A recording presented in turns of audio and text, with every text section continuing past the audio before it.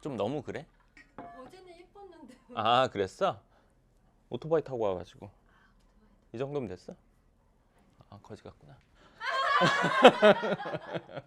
반갑습니다. 황 소장입니다. 오늘은 제가 이제 부동산이라는 걸 어릴 때 처음 접한 그런, 그러니까 이제 초중고 대학교 다니면서 나도 부모님들한테 들은 얘기가 있잖아. 그리고 이제 부동산 때문에 부모님이 막 다투기도 하고 막 좋기도 하고 막 이런 걸 내가 어렸을 때 다 보고 자랐을 거잖아. 근데 내가 어렴풋이 생각을 해보니까 처음 시작됐던 게 우리 부모님 집 양가는 왜 그런 거 있잖아. 다 할아버지 할머니는 부자였다 뭐 이런 거 있잖아. 우리 집도 그랬거든. 할아버지 할머니 이쪽 이제 친가 쪽 할아버지 이제 외가 쪽 할아버지가 두 분 다 부자셨대. 그러니까 친가 할아버지는 이제 주유소를 하셨었고 그 옛날에 이 외할아버지 쪽은 이제 땅 부자였고 뭐 그런 거 있잖아요. 그럼 그 사람 땅을 안 밟 거는 그 지역을 못 간다. 뭐 그런 거 있잖아. 진짜인지 몰라. 진짜인지 몰라. 이제 나는 외할아버지도 못 뵀고 할아버지 할머니도 못 뵀고 난 진짜 외할머니만 뵀거든. 다 돌아가셨어. 내가 늦둥이고 해가지고. 근데 어찌 됐건 그랬는데 그러니까 결국에는 돈이 없는 두 분이 결혼하신 거야. 우리 부모님도 물려받은 게 없어. 아, 망했거든. 양쪽 다 망한 상태에서 결혼을 하신 거야. 그러니까 그 옛날 말로 하면 사글세방에서 시작한 부모님이 사글세방에서 그러니까 1년치 월세도 아니고 6개월 월세 내면 끝나는 집에서 이제 시작을 하셨대. 그 가난한 거지. 그것도 시골에서 그 당시 그랬는데 이제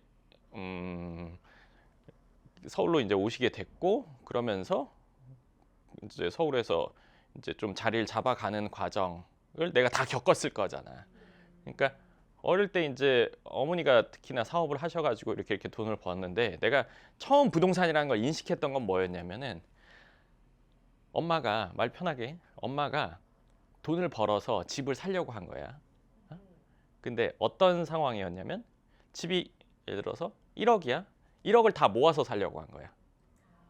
대출 없이. 그럼 1억을 모았더니 2억이 된 거야.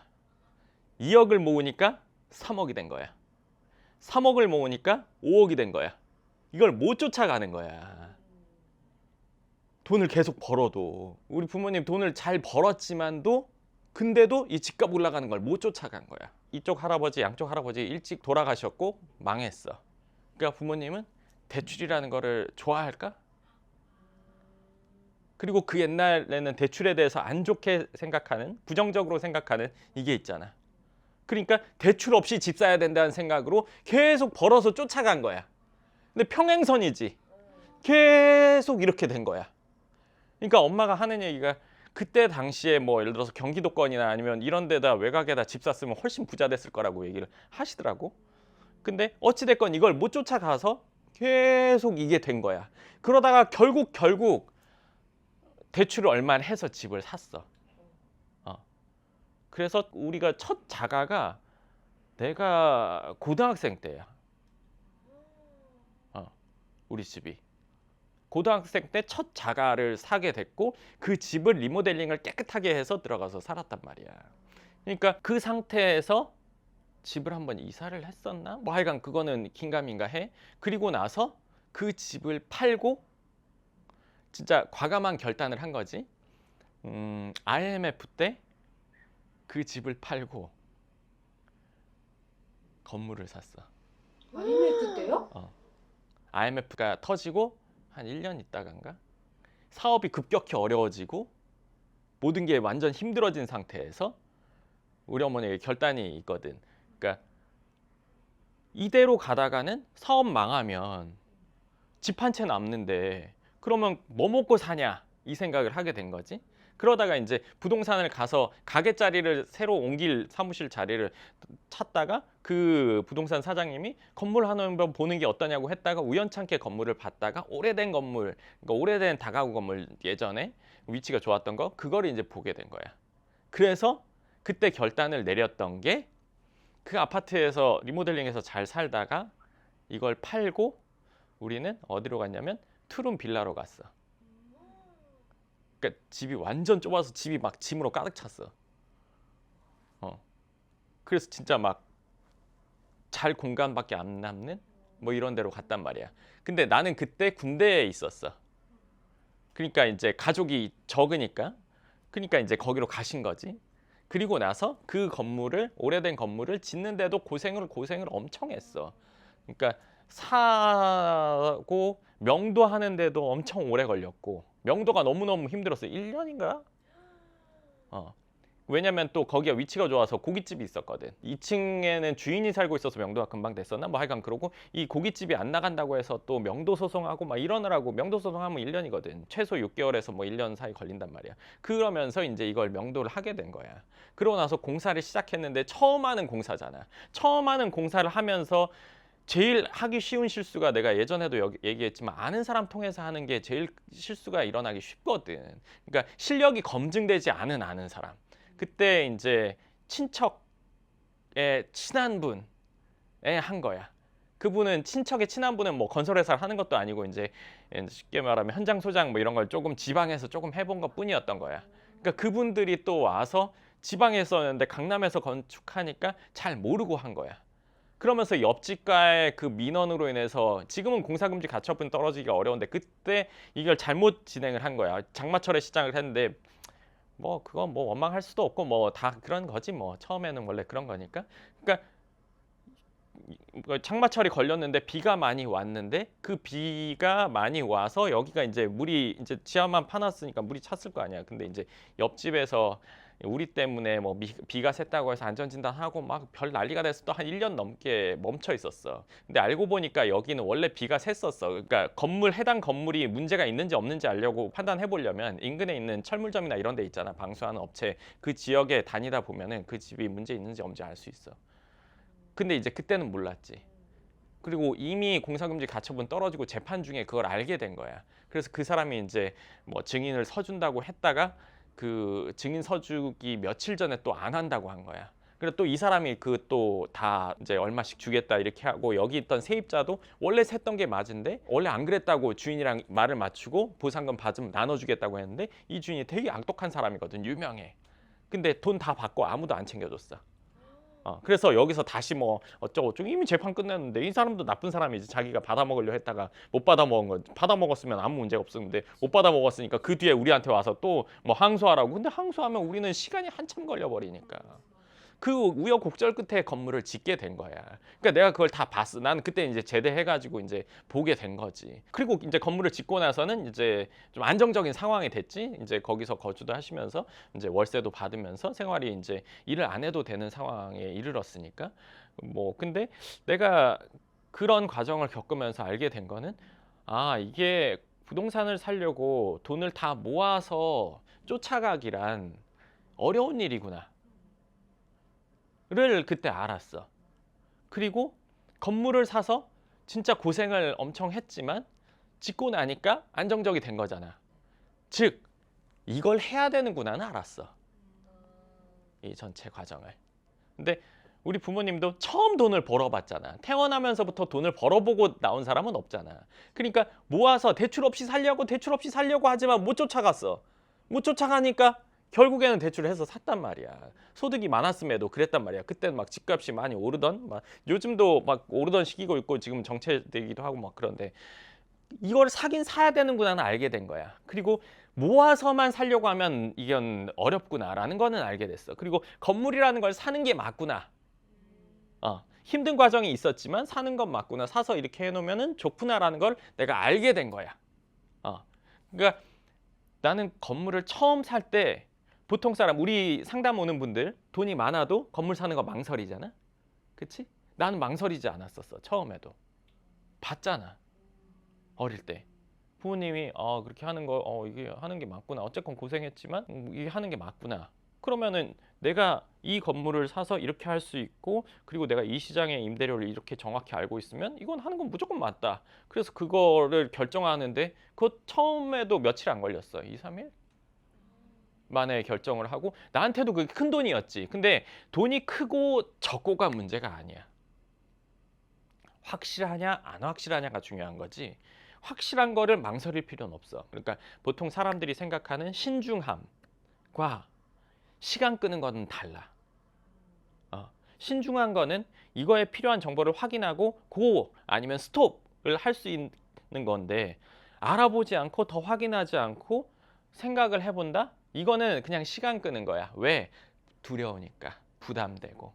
근데 정확히 알고 있다면 그렇지 않거든. 예를 들면 홀짝이야. 내가 예를 들어 투시력이 있어서 안에 2개인 걸 알고 있어. 짝이야. 그럼 시간 끌어? 바로 투시력이 있으면 나오자마자 계속 할 거 아니야. 짝, 홀 이런 걸 할 거잖아. 그게 없으니까, 내가 모르니까 망설이는 거잖아.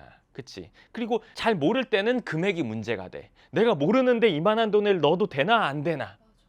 확실하면 돈이 아무리 많아도 상관없이 직시할 수가 있어. 그러니까 내가 이런 상황을 쭉 거친 거야. 생각을 해보니까. 그래서 내가 처음 건물을 할 때든 그 뒤에 할 때든 그런 것들이 편안하게 내가 생각을 할 수 있었고, 바로 결정이 됐고, 확실함이 중요한 거지 돈의 많고 적음이 중요하지 않다는 거를 이제 뭐 그 가정교육이라고 볼 수도 있고, 아니면 뭐 보고 자란 것들이라고 볼 수도 있을 것 같아. 그러니까 이런 것들을 봤기 때문에 내가 경험을 해온 거, 예를 들면 부모님이 게임을 하다가 랩업을 3단계까지 했어. 난 3단계까지 하는 걸 봤잖아. 그러면 나는 3단계까지를 뛰어넘어 버릴 수 있잖아. 3.1단계부터 시작할 수 있잖아. 내지는 2단계부터 생각할 수 있잖아. 물론 그게 자산적인 2단계, 3단계가 아니라 내가 마인드가 3단계의 마인드부터 시작할 수 있지. 왜? 여기서부터 쭉 봐왔으니까. 예를 들면 집에서 어부를 해. 그러면 배 타는 거 안 무섭잖아. 어렸을 때도 한 번씩 타봤고 맨날 아빠가 배에서 내리고 물이 안 겁난단 말이야. 그리고 예를 들어서 아빠가 공장을 해. 공장 뭐 이런 풍경을 보면 뭐 위험하다 이 생각 들기보다는 우리 아빠 직장이구나, 이거 익숙하잖아. 그치? 내가 그랬던 거야. 부동산에 대한 생각들이. 근데 이런 것들이 있어서 이렇게 됐고, 그것들을 실제로 하면서 알게 된 것들이 더 추가되면서 이제 오시는 분들한테 얘기를 해드리는 거잖아. 근데 그 분들이 망설이는 이유는 나도 다 안단 말이야. 근데 사실 나는 망설여 본 적은 없거든. 왜냐하면 확실했으니까. 오시는 분들이 의사가 많은데 본인이 환자의 수술 이거를 망설이는 의사는 없을 거 아니야. 그치? 이거 수술 막 달달달달 떨진 않을 거잖아. 내가 전문가여야 정확히 설명해주고 이거 하는 게 맞다 안 맞다를 얘기해줄 수 있는 거잖아. 그러니까 나도 지금 똑같거든. 근데 그분들 심정은 알아. 왜? 그만한 돈을 투자하기에는 확신이 없어. 잘 몰라. 잘 모르고, 잘 모르다 보면 금액이 문제된다고 했지. 그러면 모르니까 이만한 금액, 모르고서 투자할 수 있는 금액이라는 게 있단 말이야. 한 30억 있으면 한 5억 안쪽까지는 그렇게 확실하지 않아도 해볼 수가 있어. 그러니까 뭐 2, 3억짜리, 4억짜리 뭐 이런 것들을 하는 거야. 근데 이제 우리가 한 30억 가지고 몇십억까지 대출을 해서 한다고 치면 그거는 이제 이 부담감, 두려움의 아주 높은 벽을 만나게 되는 거지. 잘 모르니까. 그치? 자, 생각해 보세요. 내가 그러고 있다면 그 상태에서 하는 분이 있을 거고 못 하는 분이 있겠죠? 그쵸? 그리고 대출도 하는 분이 있고 대출 안 하고 따라잡으려는 분이 있죠. 물론 저희 채널을 많이 보시는 의사분들 같은 경우는 집값은 다 따라잡을 수 있어요. 저희 어머니처럼 못 따라가지는 않을 거예요. 근데 건물값 따라가기 어렵단 말이에요. 이건 다 공감하실 겁니다. 괜찮은 건물들. 그러면 자, 내가 이쪽을 선택하든 이쪽을 선택하든 우리 애가 보고 있겠죠? 그쵸? 이쪽을 선택해서 내가 자산을 불리는 과정을 만들었어요. 그럼 얘는 저 황 소장처럼 그런 과정이 당연하다고 생각할 거예요. 그걸 보고 나서는 얘는 나중에 뭔가를 결정할 때 두려움이 없을 겁니다. 부담감이 없고 확실하냐 안 확실하냐 또 따질 것이고, 이걸 하는 게 당연히 맞다고 생각할 거예요. 그쵸? 근데 이렇게 했다면 얘가 보고 있겠죠? 뭐 자녀가 없는 분은 상관없어요. 근데 얘가 보고 있겠죠? 아빠가 고민하다 안 했어. 자, 안 했어요. 안 했어요. 자, 50, 60, 70 됐어요. 얘가 돈을 잘 벌었어요. 얘가 하려고 해요. 이분은 야, 난 못했으니까 넌 해 할까요? 야, 그거 위험해 할까요? 내가 지금 하는 행동이 이 아이에게 영향을 미칩니다. 상담 오시는 분들이 저희 집은 그렇게 넉넉하지 않았어서 부모님이 부자가 아니었어서 저는 본 게 없어서 부모님이 그렇게 하는 걸 한 번도 저는 뭐 본 적이 없어서 더 부담이 돼요 하는 거잖아요. 그렇죠? 그러면 그 얘기를 2, 30년 지나서 얘가 똑같이 하게 됩니다. 그렇죠? 그리고 얘가 그 얘기 할 때 나는 그때 했던 얘기를 또 하게 되겠죠. 이게 엄청나게 뭐랄까 무서운 거랄까 그렇게 생각을 해요. 자, 근데 여기서 하나 더 생각할 게 있습니다.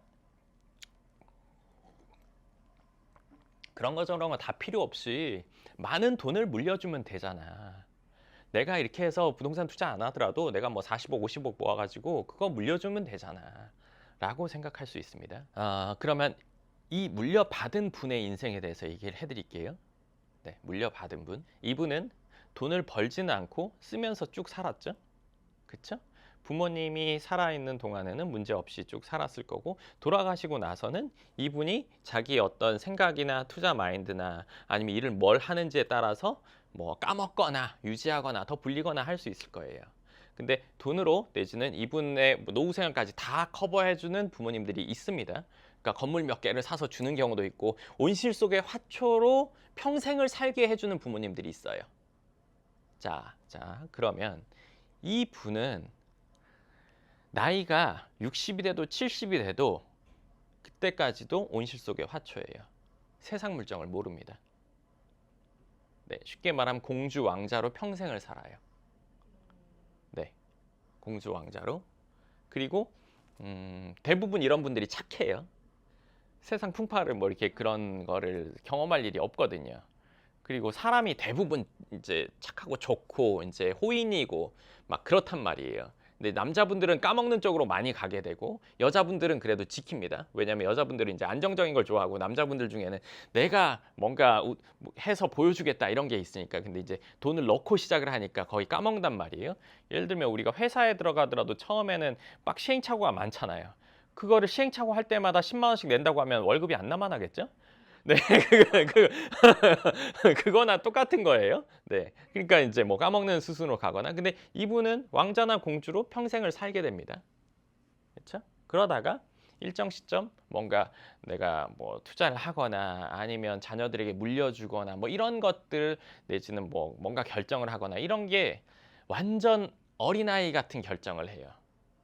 왜? 안 해봤으니까요. 네, 안 해봤고 모르니까 아무도 얘기해 준 적 없었고 안 해도 되니까. 그러면 이분이 엉뚱한 투자를 하거나 이렇게 되면은 여기는 유년기 뭐 한 중고등학생까지 길어야 그때까지는 부유하게 삽니다. 그때가 언제냐? 할아버지 할머니 살아있을 때. 네.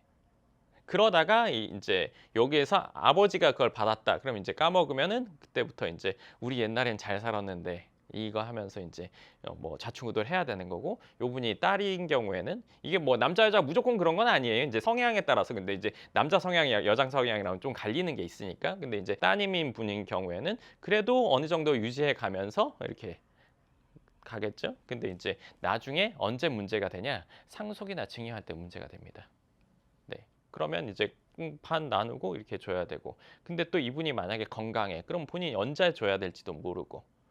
네. 그럼 여기에서는 성인이 되고 나서 어려운 상황이 닥치거나 그냥 그럭저럭하게 뭐 가는 상황이 오는 거예요. 자, 우리가 여기서 배울 수 있는 건 뭐냐면, 뭐 옛날 말 그런 거 있잖아요. 물고기 잡는 법 그거 아시죠? 네, 물고기를 주는 것보다. 그러니까 물고기를 많이 줘서 냉장고에 이빠이 넣어서 평생 먹을 수 있게 준 거예요. 근데 그게 떨어지는 거는 이 뭐 3대쯤 가면 떨어질 거잖아요. 그렇죠? 이 친구가 막 열심히 노력하는 이런 게 아니라면 여기서부터는 그 먹을 게 떨어져서 평범한 삶보다 조금 더 나은 삶 정도로 살게 됩니다. 이렇게 살아도 난 상관없다. 우리 자녀까지만 생각해도 상관없다고 하면 뭐 이렇게 살아도 저는 뭐 얼마든지 된다고 생각합니다. 근데 이제 저희 채널 보시는 분들 중에 그렇게까지 멀리 생각하는 분들이 얼마나 있으신지는 모르겠는데 저는 아예 그냥 쭉 롱런하는 상황을 만들고 싶거든요. 그러니까 가문 같은 그런 걸 하고 싶단 말이에요. 그럼 결국에는 물고기를 잡는 방법이 전수돼야 되는 거죠.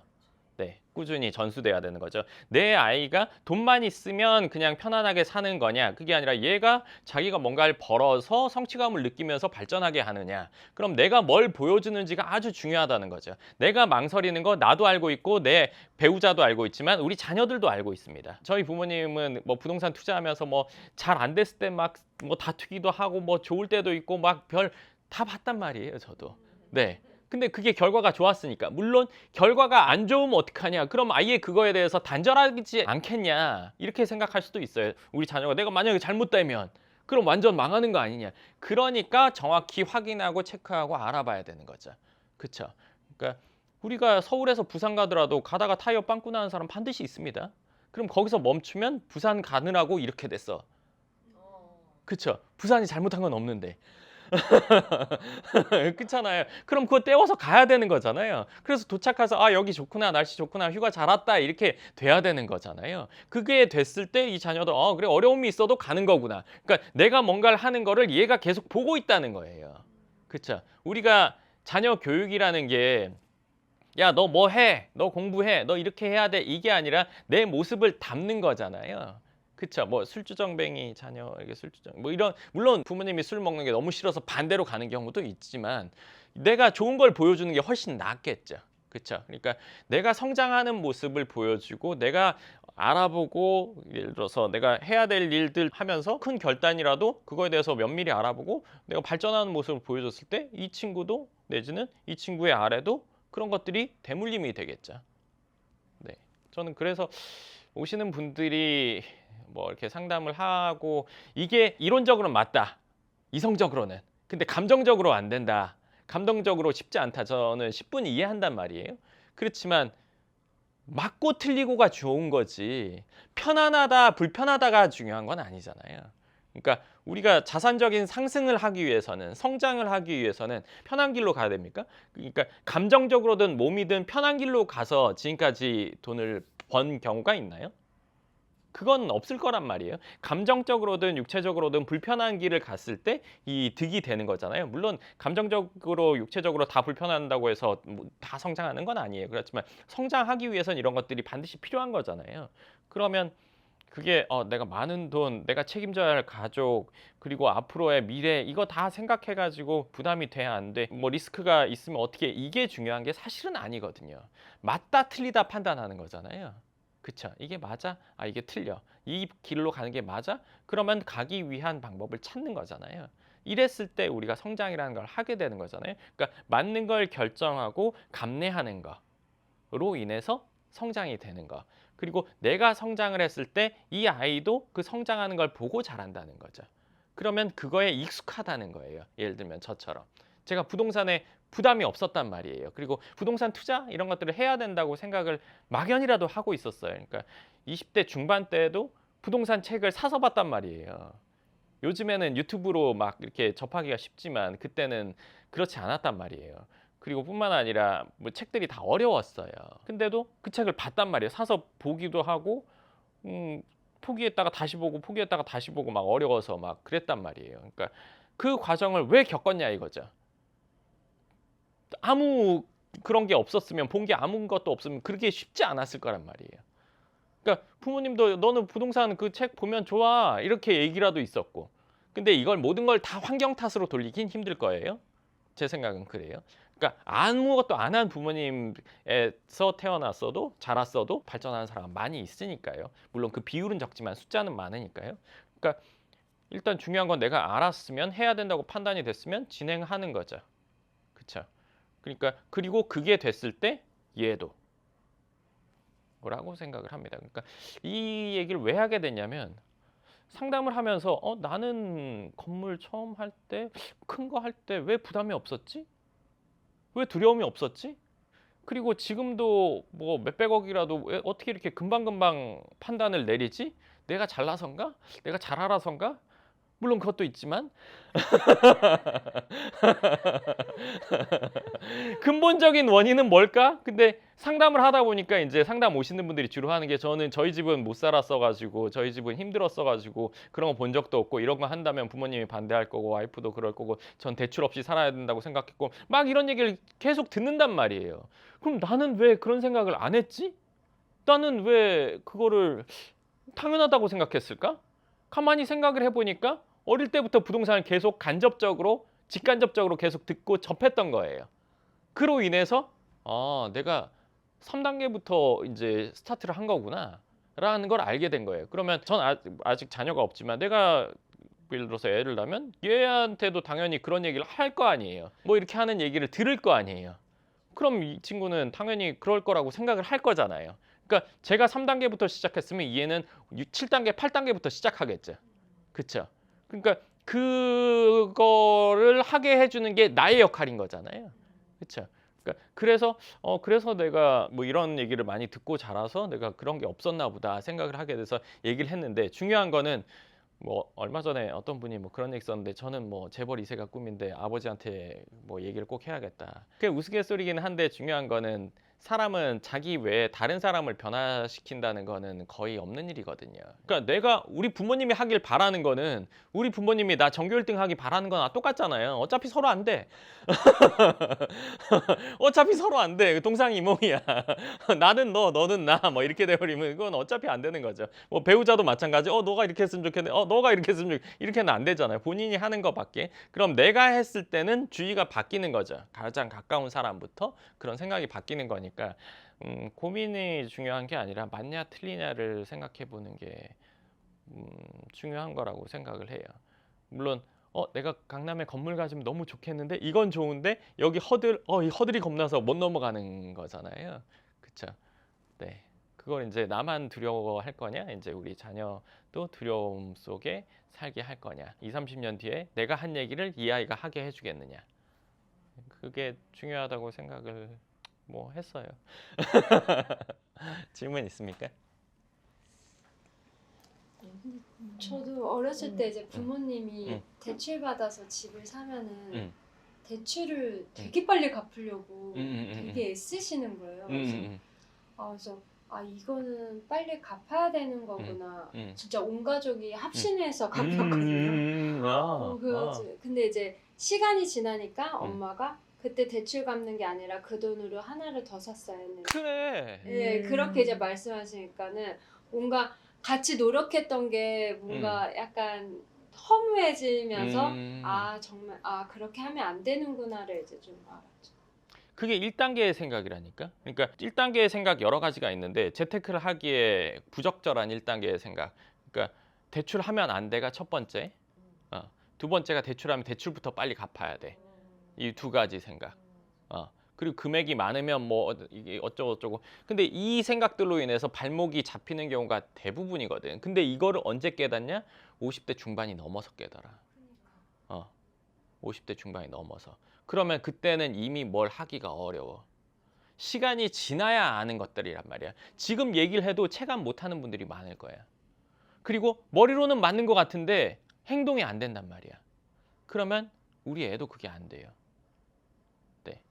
그리고 이게 뒤늦게 깨달아 버리면 어떻게 할 수가 없어. 예를 들어서 이빨이 다 썩어서 임플란트 다 했어. 이빨 잘 닦을 걸. 아무 의미가 없어. 아무 의미가 없어. 그거는 진작에 해야 된단 말이야. 그 예전에 뭘 보니까 뭐 이빨 잘 닦고 뭐 스케일링하는 비용을 아끼다 보면은 결국엔 임플란트 하게 되고, 뭐 침대값 아끼게 되면 결국 디스크 수술하게 되고, 뭐 이런 게 있단 말이야. 그때 가서 깨달아야 아무 소용이 없어. 그러니까 이 영상을 보고 이 깨달아야 되는데.